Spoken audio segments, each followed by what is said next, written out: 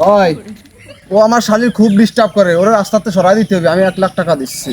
ও যে খুড়া, ও খুড়া সরাতে টাইম লাগবে না, সমস্যা না, তো দেন। ওই 1 মিনিট। ও ঠকাতে টাইম লাগবে না, আরে দাঁড়ান, এখনই ফেসে দিচ্ছে ওরে। আচ্ছা ঠিক আছে, ও সরা দিচ্ছে রাস্তাতে। চলেন চলেন ওস্তাদ। এই এই দাঁড়া, এ দাঁড়া, কোনো কথা না, এ ধর। আপনারা কারা?